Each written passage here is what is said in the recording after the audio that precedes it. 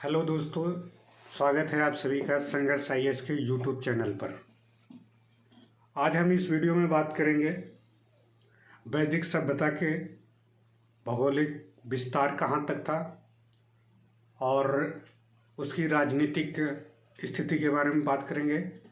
किस तरह के राजनीतिक पक्ष था ऋग्वैदिक और उत्तर वैदिक में, तुलनात्मक अध्ययन करेंगे। ठीक है, आशा करता हूँ आप लोग अच्छे होंगे। और ये जो सीरीज़ चल रही है एक अनूठा, आपके फिल्म्स के साथ साथ मीम्स को लेकर आप देखते होंगे, आपको अच्छा लग रहा होगा। यदि आप क्रम वाइज से सारे वीडियो देखेंगे कि वैदिक सभ्यता की कालक्रम, उत्पत्ति, इसके बाद उसके जो अन्य महत्वपूर्ण सारी चीज़ें थी, उत्तर वैदिक काल और ऋग्वैदिक काल की जो सारी चीज़ें हैं, और आपका अन्य वीडियो जो हमारे उपलब्ध हैं वो सब आप देख लिए होंगे। क्वालिटी के अच्छे से वीडियो चल रही है। और हमने जो स्टोन एज पढ़ाया है या इंडस सिविलाइजेशन पढ़ाया वो भी आप देख लिए होंगे। आज उसी क्रम को, उसी कड़ी को आगे बढ़ाते हुए हम वैदिक सभ्यता की या वैदिक संस्कृत की भौगोलिक विस्तार देखेंगे, किस तरह से उसकी भौगोलिक विस्तार था और कहाँ से कहाँ तक था। ठीक है, तो ऋग्वैदिक संस्कृत और उत्तर वैदिक संस्कृत के बारे में हमने बताया कि जो आर्य थे वो एक शब्द था, और वो आर्य मीन्स होता है श्रेष्ठ, ठीक है, उत्तम। तो इस तरह के वो लोग कहाँ से नहीं आए, किस तरह से आए, हर विद्वानों का अलग अलग मत था। सबसे ज़्यादा अगर किसी का मत को ज़्यादा से ज़्यादा विद्वानों द्वारा माना गया या इतिहासकारों द्वारा माना गया तो मैक्स मुलर का। उन्होंने कहा कि मध्य एशिया से आर्य भारत में प्रवेश किए और वो कैसे कैसे किस तरह से आए, इन सब के कुछ साक्ष्य दिए। ठीक है, हमने बात किया था उत्पत्ति के लेकर। अब यहाँ पे देखिए इनका विस्तार, जो ऋग्वैदिक काल के जो आर्य थे कहाँ से कहाँ तक थे, ये सप्त संधव प्रदेश की चर्चा की गई है ऋग्वेद में। ऋग्वेद से ही जानकारी हमें मिलती है ऋग्वैदिक काल की। उत्तर वैदिक काल के लिए अन्य वैदिक साहित्य हैं, जैसे यजुर्वेद है, सामवेद है, अथर्ववेद है, ब्राह्मण है, आर्डक है, उपनिषद है। इन सब ग्रंथों से हमें उत्तर वैदिक काल की जानकारी प्राप्त होती है। बट ऋग्वैदिक काल की जानकारी सिर्फ हमें ऋग्वेद से होती है। पुरातात्विक साक्ष्य इनके बहुत कम है, चाहे उत्तर वैदिक काल की बात हो या ऋग्वैदिक की। हमने बात किया था कुछ साक्ष्य पुरातात्विक के थे, जो मृदभंडों की बात किए थे। कुछ अभिलेख प्राप्त हुए थे, जो आपका कस्सी का अभिलेख था इराक में, या फिर आपका तुर्की में प्राप्त हुआ जो अभिलेख था भुगाइश कोच का। तो वहाँ से कुछ साक्ष्य मिले थे किस तरह से ऋग्वेद में जो देवताओं का वर्णन किया गया है। कस्सी का अभिलेख में ये बताया गया था कि कुछ आर्य थे जो भारत की ओर, मतलब भारत के उपमहाद्वीप की ओर उधर साइड प्लान किए थे वो, या भारत की ओर गए थे। इस तरह का वर्ड यूज किया गया था। ठीक है, और हमने देखा कि उत्तर वैदिक काल में जो मृदभांड थे वो साधारण थे, लाल कलर का रंग का यूज किया जाता है। उत्तर वैदिक काल में गिरुए, चित्रात्मक, अन्य प्रकार के कलर का यूज किया गया, रंगों का यूज किया गया चित्र मृदभांड बनाने में। ठीक है, ये सब सारे साक्ष्य हमें प्राप्त हुए थे। उसी कड़ी को आगे बढ़ाते हुए तो आर्य सबसे पहले बताया जाता है ऋग्वेद में कहाँ पे आए थे, सप्त संधव प्रदेश। सप्त संधव प्रदेश की चर्चा की गई है ऋग्वेद में। 7 नदियों का क्षेत्र बताया गया है। सप्त संधव प्रदेश जो है ये सिंधु, सरस्वती, इसे घग्गर कहा जाता था, और इसके बाद शतुद्री, सतलज कहा जाता है इसको, विपाशा, व्यास कहा जाता है, परसुड़ी, रावी कहा जाता है, अस्तनी, चिनाब और विदस्ता, झेलम, इन सब नदियों का उल्लेख किया गया है। ठीक है, सप्त संधव। ये डायरेक्टली क्वेश्चन पूछ लेता है कभी कभी आपके प्रीलिम्स में, किसी भी एग्जाम में, कि रावी को क्या बोला जाता था ऋग्वेद में या संस्कृत भाषा में या ऋग्वैदिक काल में संस्कृतियों में, परसुड़ी, या मिलान के लिए, मैचिंग के लिए आपको क्वेश्चन दे देता है। तो आप इस सारी चीज़ों को याद कर लेंगे, जितनी नदियाँ हैं और ऋग्वैदिक में उनको क्या कहा जाता था, इन सब दोनों के नाम। आज मॉडर्न में इसको व्यास बोला जाता है आधुनिक समय में, लेकिन इसे ऋग्वेद में विपाशा बोला जाता था। सतलज आज बोला जाता है शतुद्री, बोला जाता था ऋग्वेदिक काल में परशुड़ी, रावी को, ये 7 नदियां हैं। और अफगानिस्तान की कुछ नदियां का उल्लेख किया गया है। कुबा जो आज के काबुल है, सुवास्तु आज के स्वात है, क्रोमू आज के कुर्रम, गोमती आज के गोमल, इन सब नदियों का उल्लेख भी ऋग्वेदिक काल में किया गया है। तो माना जाता है कि जो मान लेते हैं, छोटा सा मैं इधर साइड का मैप बना दे रहा हूँ। तो ये जो इलाका है आपका, ये कश्मीर वाला पार्ट, इधर साइड अफगानिस्तान वाले पार्ट के लेकर कश्मीर का, हिमालय से लेकर यहाँ तक, और यहाँ नदियाँ जो है आपका ये पंजाब वाला प्रांत है, इधर आपका राजस्थान वाला, तो यहाँ तक के ऋग्वेदिक काल में विस्तार हुआ था। ठीक है, इसे ब्रह्मावर्त भी कहा जाता था। घग्गर नदी के किनारे जो ये आपका सरस्वती नदी है, यहाँ पे ब्रह्मावर्त, यहाँ सप्तसंधर, तो जो आपके ये आर्य लोग आए थे, तो यहाँ से यहाँ इनका जो विस्तार था इस तरह का था। तो तुर्कमेनिस्तान से लेकर अफगान इधर अरावली तक, अरावली मतलब ये आपका राजस्थान क्षेत्र तक, यहाँ पर आके रुके थे। और इसके बाद अफगानिस्तान से लेकर पश्चिमी यूपी तक, यहाँ पे पश्चिमी यूपी में ऋग्वेद में नाम गंगा नदी का 1 बार उल्लेख किया गया, यमुना नदी का 3 बार। इस तरह से मतलब पता चलता है, ऐसा अनुमान लगाया जा सकता है कि ऋग्वेदिक जो आर्य थे घग्गर के मतलब यमुना नदी के आसपास, पश्चिमी यमुना नदी का आसपास या गंगा नदी के पश्चिमी तट पे, यूपी के पश्चिमी तट पे आसपास यहाँ पे रहते होंगे, यहाँ तक विस्तार हुआ होगा इनका। ठीक है, अरावली के आसपास जो घग्गर नदी का अरावली, ये आपका सरस्वती नाम जाना जाता है ये राजस्थान में, तो यहाँ तक इसका, तो इनका विस्तार कहाँ तक था? पाक था, कश्मीर था, हरियाणा था, पंजाब था, हिमाचल प्रदेश, राजस्थान, पश्चिमी यूपी, यहाँ तक इनके ऋग्वेदिक काल में इनका विस्तार था। हम ऋग्वेदिक काल की बात उत्तर वैदिक काल में इनका विस्तार देखेंगे किस तरह के, इनके दोनों तुलनात्मक अध्ययन देखेंगे। तो ऋग्वेदिक काल में यहाँ तक इनका विस्तार था। ठीक है, और 10वें मंडल में नदी सूक्त में 21 नदियों का उल्लेख किया गया है। लेकिन वैदिक संहिता में, सारे वैदिक संहिता जो ऋग्वेद है, यजुर्वेद है, सामवेद, अथर्ववेद में, उन सब में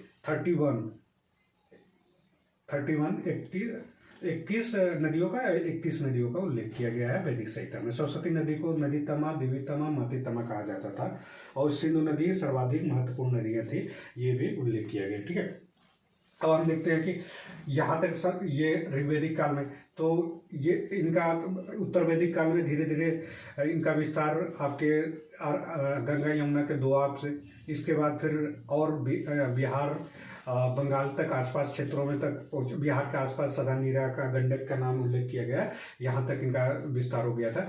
इसके बाद नीचे हम देखते हैं कि नर्मदा नदी का भी उल्लेख किया जाता है रिवा के नाम से। तो नर्मदा के उत्तर वैदिक काल में कहाँ तक इनका विस्तार हो गया था? विंध्याचल पर्वत तक। ठीक है, तो देखते हैं ऋग्वेदिक विस्तार जितना था वो तो था ही गंगा यमुना दोआब का, और बिहार के गंडक नदी जो है सदानीरा है, इसका उल्लेख किया गया है उत्तर वैदिक काल में। दक्षिण में विंध्याचल पर्वत, नर्मदा नदी जो है वहाँ तक नर्मदा नदी को ही रीवा कहा जाता था। ठीक है, ये उत्तर वैदिक संस्कृतियों में ऐसा उल्लेख प्राप्त होता है। ठीक है, तो उत्तर वैदिक काल में इनका विस्तार कहाँ तक था आर्य का?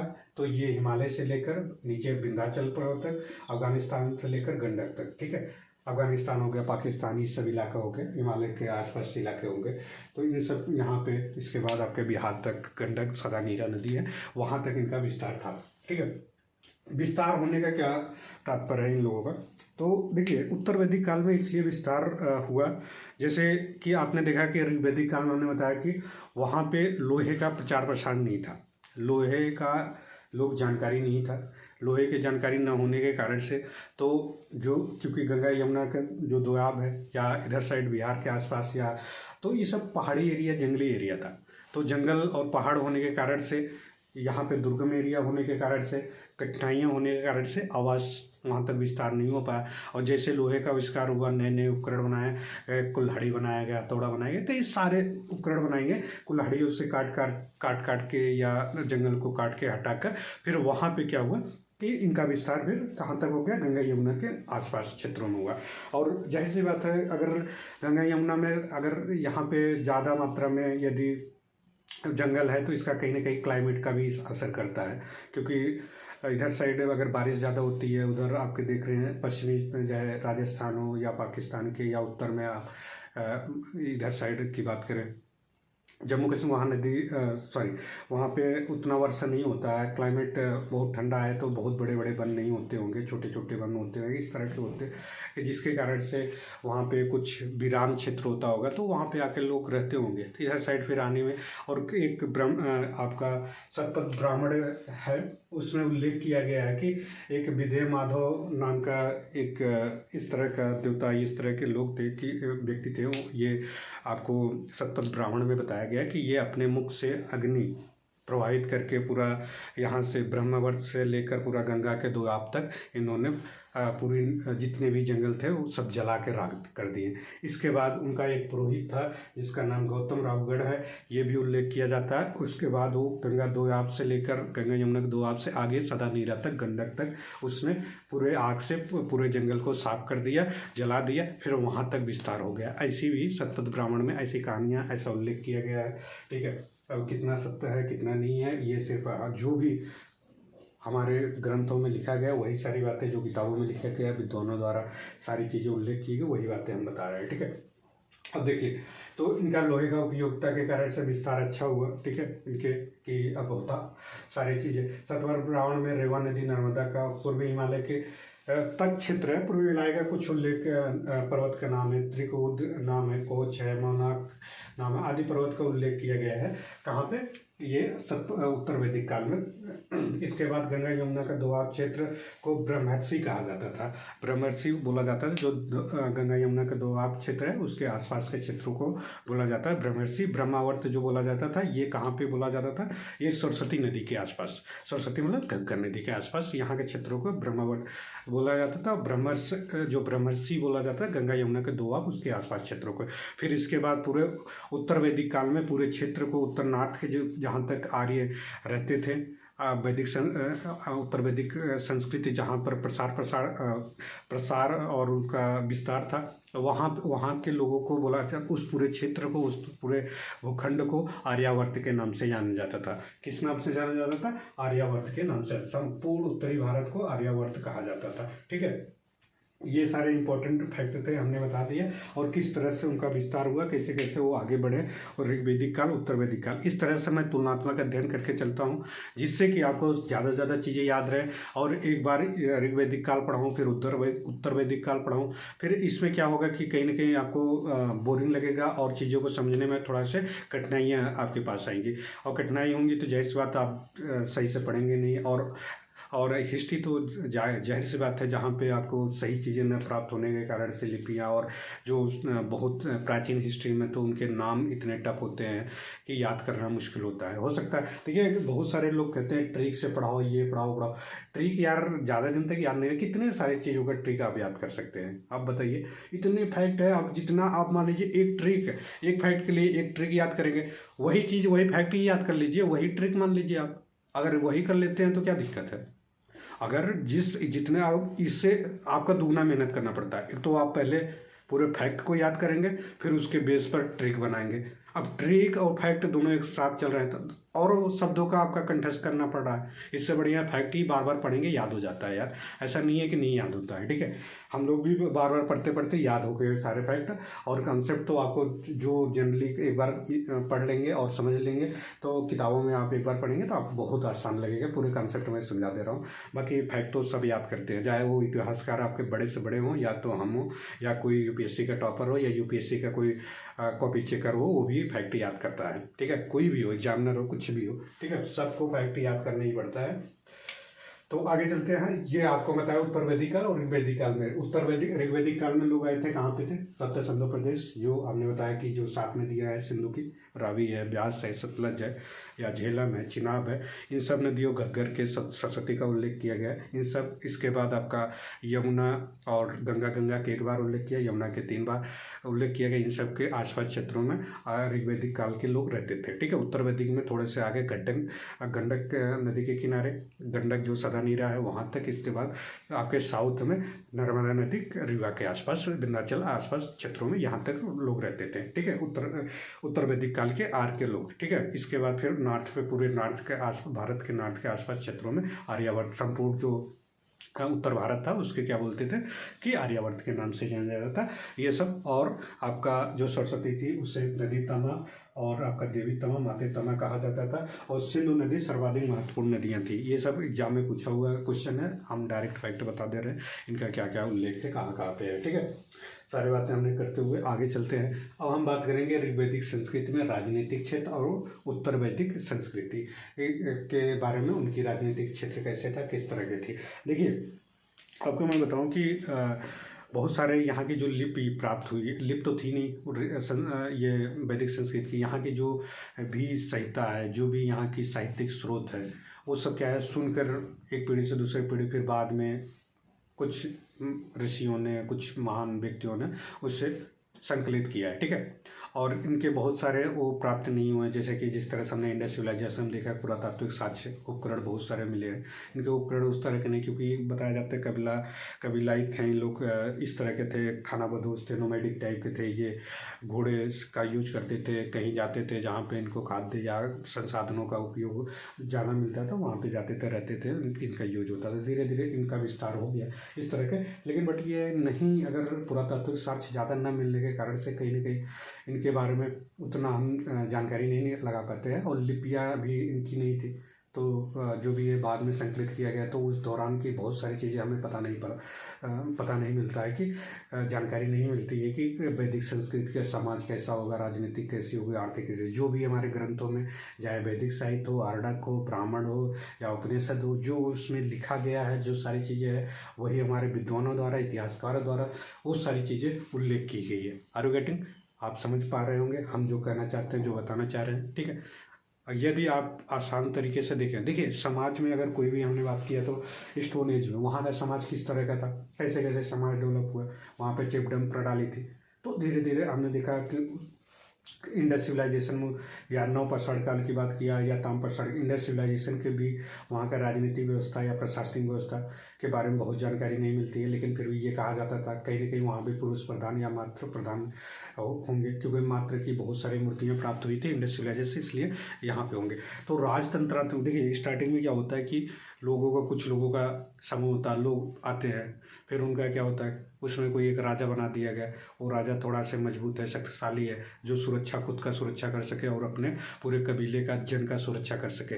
इस तरह की राजतंत्र प्रणालियाँ विकसित हुई होगी। ऐसा फिर धीरे धीरे जब उस राजा का जो वंशज उत्तराधिकारी आया होगा, फिर उसके वंशावली कर दिया गया होगा। ठीक है, सही, ये राजा तो ठीक है, इसके जो बेटे हैं या उसके उत्तराधिकारी जो युवराज होते थे, उनके जो पुत्र होते थे, उन्हीं को बनाया जाता था। ठीक है, इस तरह के उल्लेख आप महाभारत और रामायण में देखने को मिलता होगा, कि जिस तरह से आप देखे होंगे कि वहाँ पे उत्तराधिकारियों के लिए महाभारत में कैसे युद्ध छिड़ गए थे। ठीक है, वहाँ पे पांडव और कौरवों में, वो सब आप अगर यहाँ से, अगर महाभारत और रामायण आप थोड़ी बहुत देखे होंगे या उनकी कहानियाँ पढ़े होंगे, तो ये आपको वैदिक संस्कृति, वैदिक समाज को, वैदिक जो राजनीतिक व्यवस्था है, इनको समझना आपके लिए बड़ा आसान हो जाएगा। ठीक है, क्योंकि वहाँ पे वही सारी चीज़ें, बातें बताई गई है। वो भी हमारा महाभारत या रामायण जो हमारा एपिक है, ये महाकाव्य जो है, इनसे भी बहुत सारी जानकारियाँ हमें प्राप्त होती हैं वैदिक संस्कृति को समझने में।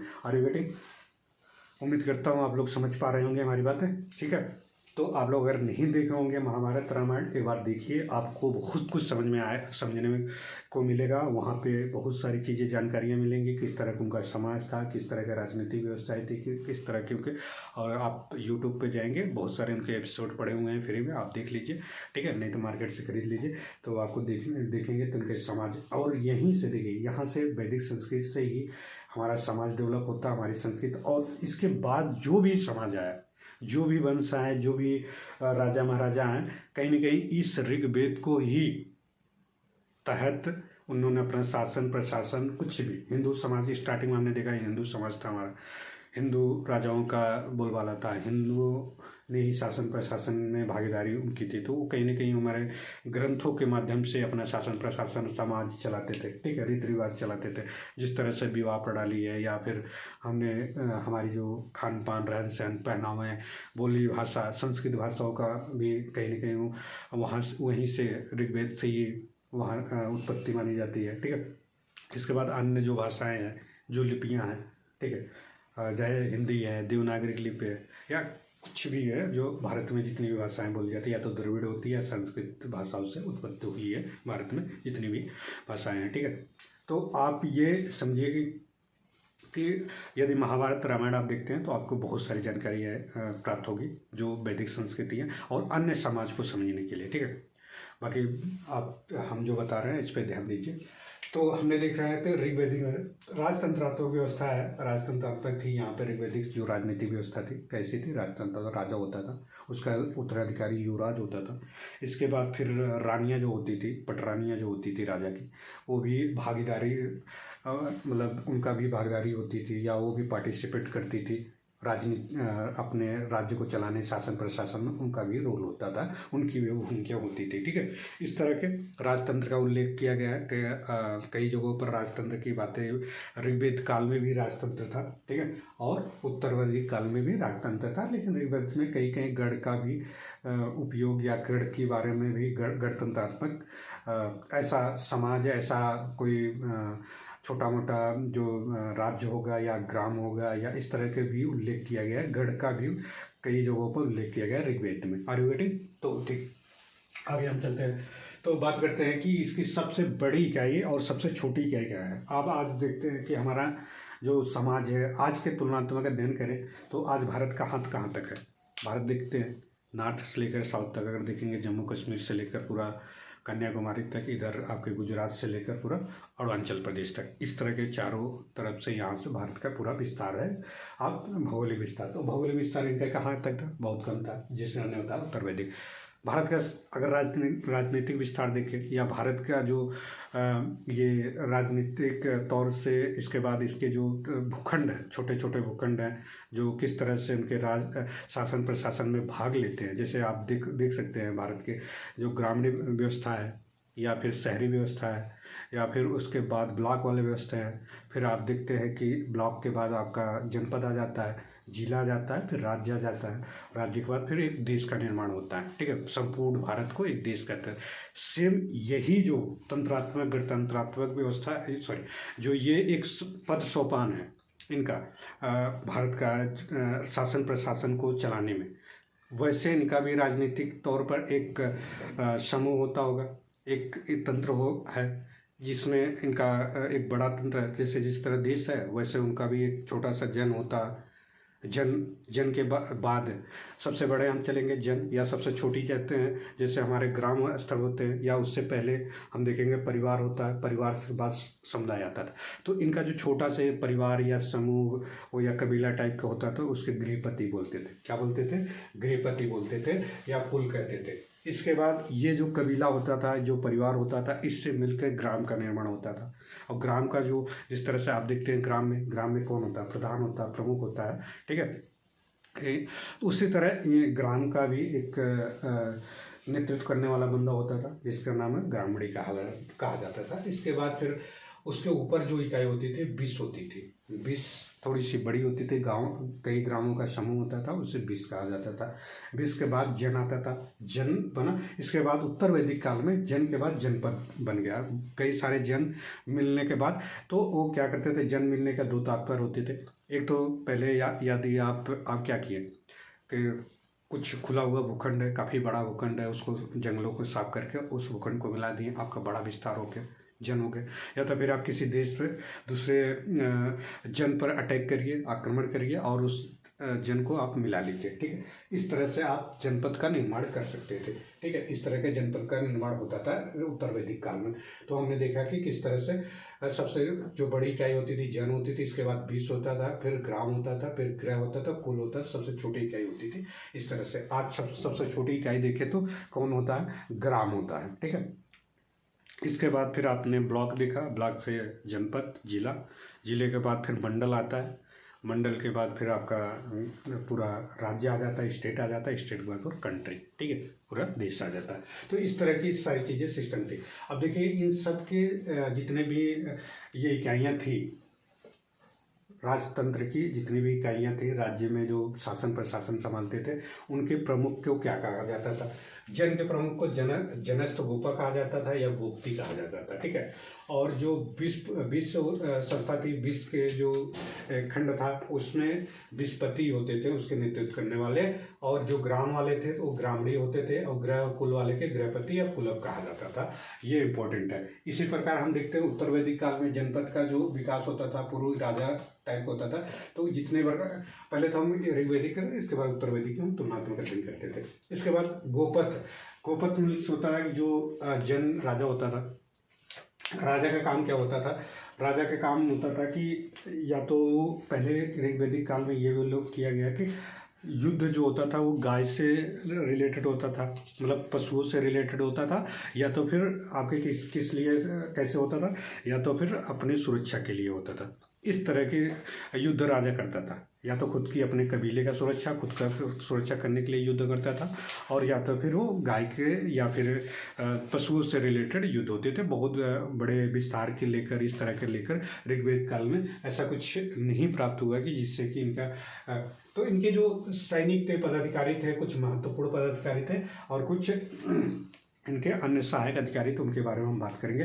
तो ऋग्वैदिक काल में ये समझिए कि ऋग्वैदिक काल में देखिए, जब बड़े युद्ध होते नहीं थे तो कोई नियमित या अस्थायी सेना रखने की जरूरत है ही नहीं, ठीक है। अस्थायी सेना का जो विकास हुआ, और बहुत बाद में कई सालों को, मतलब आपको बता दूं कि भारत का जो हिस्ट्री है अस्थायी सेना का, आप देखेंगे कि मध्यकाल में भी बहुत सारे राजाओं वंशजों ने अस्थायी सेना नहीं रखता था। अगर आप देखेंगे अलाउद्दीन खिलजी अस्थायी सेना का कुछ कुछ सालों तक, इतना नहीं कि मतलब कई सालों, 1000 साल, 10,000 साल, ठीक है। तो क्योंकि सेना रखने का मतलब ये है कि उनको खर्चा चाहिए, उनके रहने, खाने पीने और जो भी उनकी जीविका चलाने के लिए, और उनके जब लड़ाई करने जाएंगे हथियार, ये सब सारी चीज़ें ज़रूरत होती है। तो इतना राजा के पास रेवेन्यू नहीं जनरेट होता था। आज तो बहुत रेवेन्यू होता है। इसीलिए हमने क्या किया, हमारे पास जो सेना होते हैं, हमने कई प्रकार के सेना है हमारे पास। पहला तो एक तो जो परमानेंट वाले हैं, जो सरकार के काफ़ी महत्वपूर्ण और शक्तिशाली सेना है हमारे पास, वायु सेना है, थल सेना है, और कौन सा है, जल सेना है। ये तीन तो महत्वपूर्ण है सबसे ज़्यादा। इसके बाद भी हमारे देश की रक्षा करने के लिए हमारे पास पैरामिलिट्री फोर्स होती है। पैरामिलिट्री में अर्धसैनिक होते हैं, ये सेना अर्धसैनिक बल, जिसमें आप देखते हैं आईटीबीपी होते हैं, बीएसएफ के जवान होते हैं, असम राइफल्स के जवान होते हैं, और आपका एसएसबी वाले होते हैं, और आपका असम राइफल्स के बाद ये आपका औद्योगिक क्षेत्र में जो लगते हैं सीएसएफ वाले होते हैं। इन सब भी आपके पैरामिलिट्री फोर्स के अंतर्गत रखे जाते हैं। ये भी हमारे देश की सुरक्षा करते हैं, ठीक है। और सीआरपीएफ के जवान होते हैं जो आंतरिक, ये भी पैरामिलिट्री के अंतर्गत आते हैं। ये भी देश की आंतरिक सुरक्षा में इनका काफ़ी महत्वपूर्ण योगदान होता है, जैसे नक्सली, जो इन सब की चीज़ों को। इसके बाद हर स्टेट की अपनी अपनी पुलिसिंग होती है, अपनी पुलिसिंग व्यवस्था होती है अपने लॉ एंड ऑर्डर को मजबूत करने के लिए, ठीक है।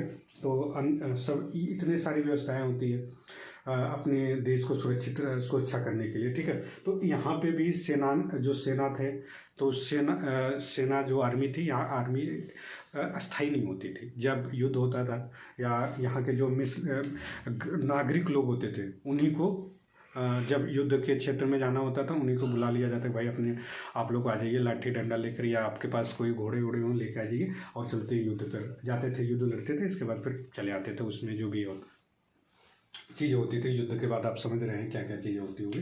तो इस तरह की चीज़ें थी। इनके महत्वपूर्ण जो ऋग्वैदिक काल में जो सबसे महत्वपूर्ण अगर अधिकारी था वो कौन था? पुरोहित था।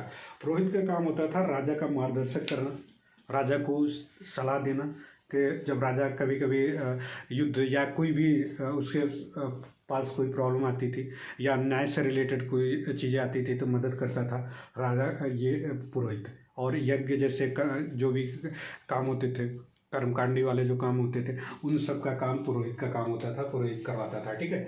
और ये सब विजय, जब युद्ध होता था, युद्ध के दौरान विजय की कामना करता था पुरोहित, ठीक है। ये सब काम होता था। पुरोहित इंपॉर्टेंट व्यक्ति था। इसके बाद सेनानी जो होता था, सेनानी मतलब जो सेना का प्रमुख होता था वो, और सेना जो होती, यहाँ नियमित सेना नहीं, व्यवस्था नहीं थी, कबीलाई सेना का युद्ध था, नियमित सेना नहीं थी, ठीक है। यहाँ पे नियमित सेना नहीं थी, कबीला टाइप की सेनाएं होती थी, मतलब नागरिक होते थे जो वो जब भी युद्ध होता था तो उस दौरान वो आ जाते थे और क्या करते थे, युद्ध में भाग लेते थे और जैसे युद्ध खत्म हो जाता था अपने घर चले जाते थे। उस युद्ध के बाद जो भी लूटे हुए जो वस्तुएं प्राप्त होती थी, जो भी धन प्राप्त होता था, उस धन को बंटवारा होता होगा सेनाओं में, सेना को दिया जाता था, कुछ राजा रखता था, इस तरह की व्यवस्था थी। नेक्स्ट जो अधिकारी होता था ग्रामणी होता था, ग्राम का जो प्रमुख होता है ग्रामणी होता था। इसके बाद दूत होते थे, सारथी जो रथ चलाता था राजा का, वो काफी दूत बोला जाता था उससे, ठीक है। नेक्स्ट है रथकार होता था, रथकार जो रथ बनाता था, ये व्यक्ति राजा के ऋग्वैदिक काल में राजा के सहायता के लिए राजा के प्रमुख पदाधिकारी थे, ठीक है। अन्य सहायक अधिकारी जो थे, पुरूप था, दुर्गपाल था, ये दुर्ग को रक्षा करता था, ठीक है, जो जहाँ राजा रहते थे उनकी देखभाल कर। अस्पष्ट था, अस्पष्ट गुप्तचर, और गुप्तचर आज भी है, वर्षों पहले भी थे। आप देखेंगे कि मौर्य साम्राज्य में गुप्तचर को गुड़ पुरुष कहा जाता था, ठीक है। इस तरह की चीज़ें हमने देखा कि गुप्तचर की व्यवस्था यहाँ पे मिलती है।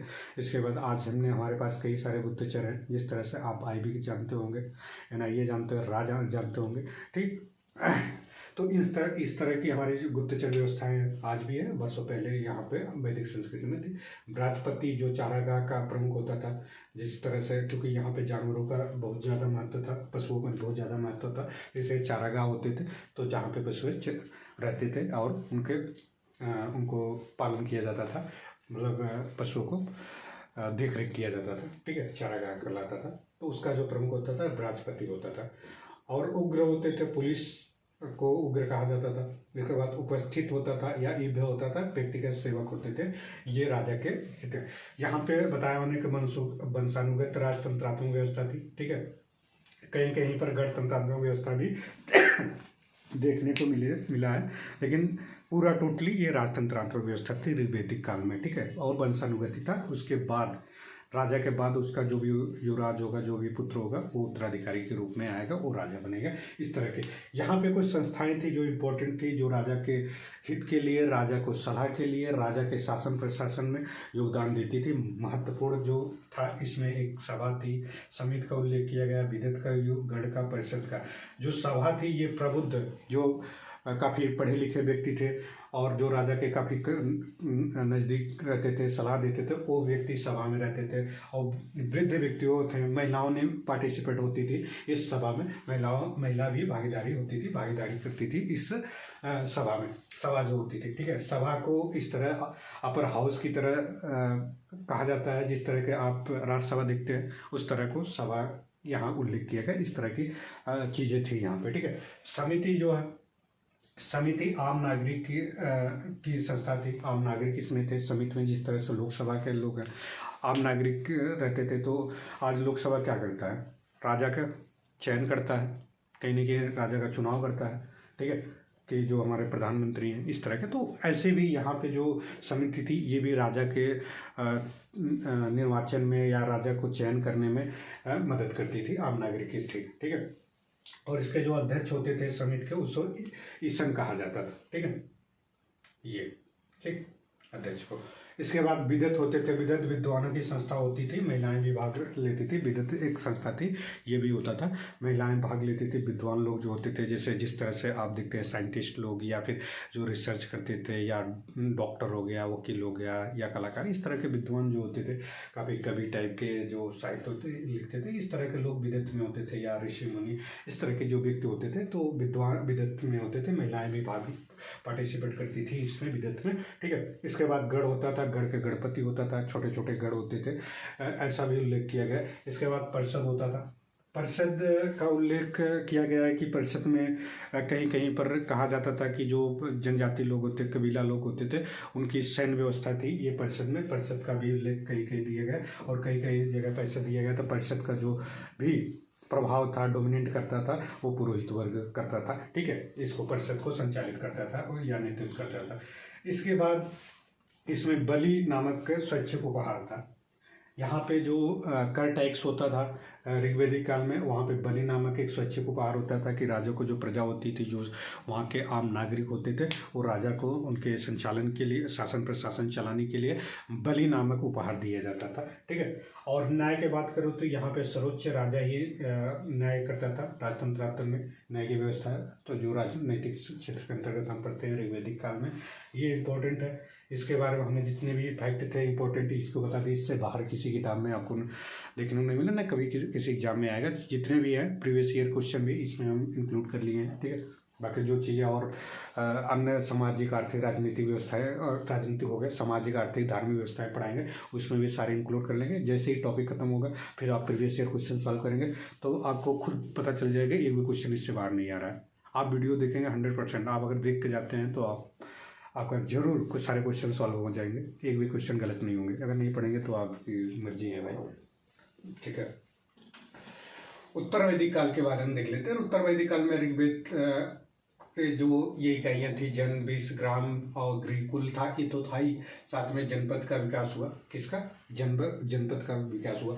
बहुत सारे जनपदों का उल्लेख किया गया है। शतपथ ब्राह्मण में कई सारे जनपदों का उल्लेख किया गया है। बट ये है कि इसमें कुछ हमने बात किया हूँ, जैसे कि पूर्व प्लस भरत मिलकर पूर्व जनपद था, कृवि प्लस तुर्वस मिलकर पंचाल जनपद बन गया, शिवी प्लस बलानस मिलकर कई जनपद बन गया। इस तरह के जनपद बने थे। महाभारत में 250 जनपद का सूची का उल्लेख किया गया है, ठीक है। महाभारत में उत्तर वैदिक काल या वैदिक संस्कृतियों में इस तरह की बातें बताई गई।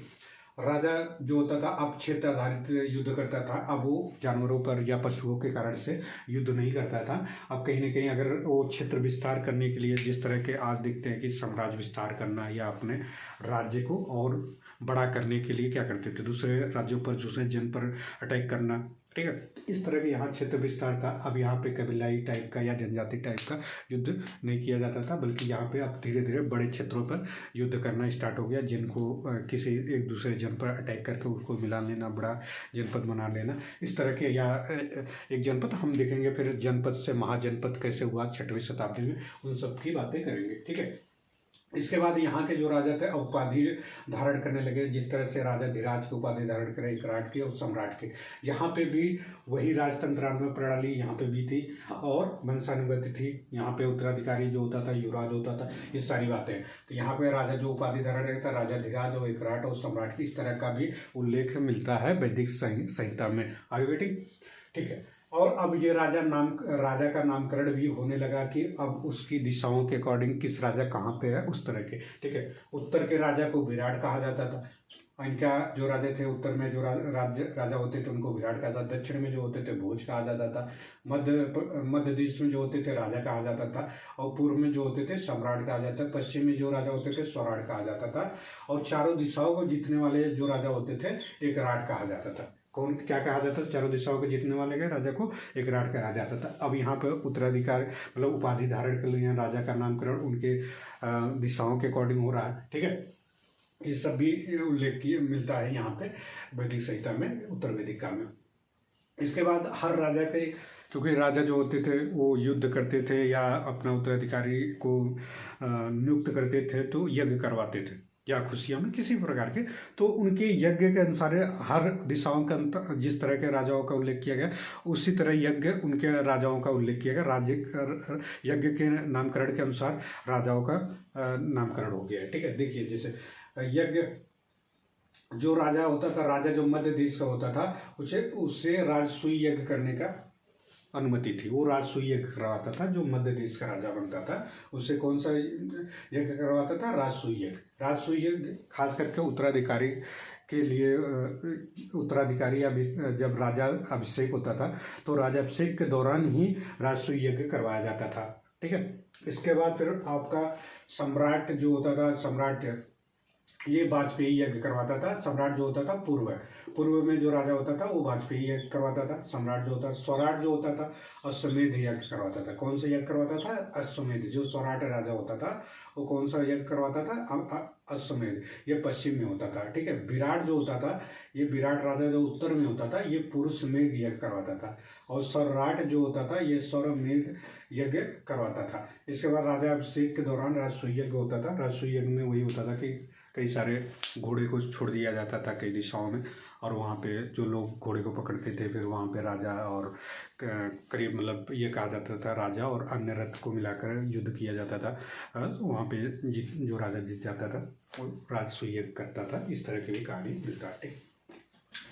पंचविंश ब्राह्मण में रत्निक का भी उल्लेख मिलता है। रत्नी मीन्स होता है जो राजा के करीबी व्यक्ति होते थे, सलाह देते थे, शासन प्रशासन में योगदान होता था, उसे वीर कहा जाता था। क्या कहा जाता था? वीर। ये रत्नी राज परिषद के सदस्य और अधिकारी होते थे जो राजा को सलाह तो देते थे। इनकी संख्या 12 होती थी। सबसे पहला जो होता था सेनानी।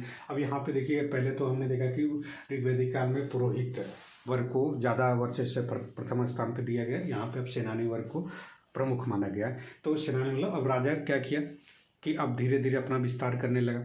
ठीक है, अब छोटी छोटी चीज़ों को लेकर युद्ध नहीं करता था, अब वो बड़े साम्राज्य का क्षेत्राधिकार का विस्तार करता था। इसलिए अब सेना को प्रमुख दिया और सेना की जरूरत पड़ी। तो यहाँ पे भी नियमित सेना का उल्लेख उतना नहीं मिलता, लेकिन हाँ कहीं ना कहीं जब राजा युद्ध करता था तो सेनाओं को सेना रखता होगा जरूर, या कुछ ऐसे व्यक्ति को चयनित किया होगा, नहीं नहीं जब युद्ध होगा तो आप लोग आ जाइएगा और युद्ध में शामिल होना है, ये जीतना वो जीतना, ऐसी सारी चीज़ें होती होंगी। ठीक है, इस तरह के। तो अब सेनानी होता था, इसको हिरण या सुवर्ण भी उपहार में, इसका हर राजा का कहीं ना कहीं उल्लेख किया गया, उसको कुछ उपाधियाँ दी गई इस तरह के। ठीक है, उपहार इसको क्या बोलते थे? सुवर्ण या फिर हिरण बोला जाता था सेनानी को। पुरोहित को दूसरा स्थान दिया गया था। युवराज को उत्तराधिकारी कहा जाता था। मैसी होती थी, पटरानी होती थी, और ये जो राजा की रहती थी। ठीक है, सूत को राजा का सारथी कहा जाता था। और ग्रामीण, जब ग्रामीणी होता था, ये ग्राम का जो प्रमुख व्यक्ति होता था उसे ग्रामीणी। छत्ता जो होता द्वारपाल कहलाता था। ठीक है, संग्रहिता जो होता था कोषाध्यक्ष होता था। कौन होता था? कोषाध्यक्ष।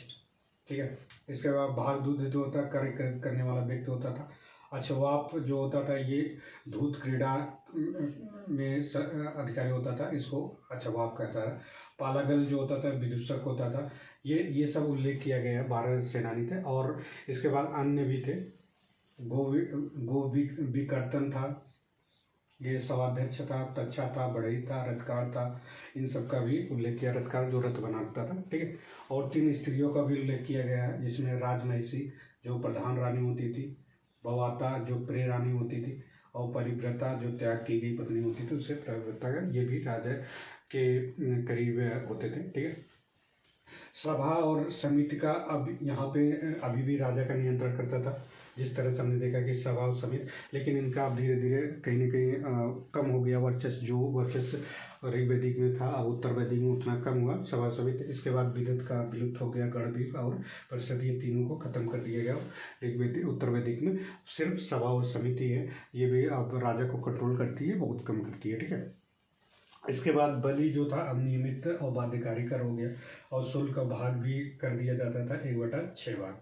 न्याय जो करवाता था सर्वोच्च राजा, राजतंत्रात्मक व्यवस्था थी, सर्वोच्च राजा ही होता था न्याय का। ठीक है, इसके बाद पुरोहित जो होता था राजा को न्याय में मदद करता था। ये सब सारी चीज़ें जो उत्तर ऋग्वैदिक था वही उत्तर वैदिक काल में ठीक है, इस तरह की सारी व्यवस्थाएं इसमें थी।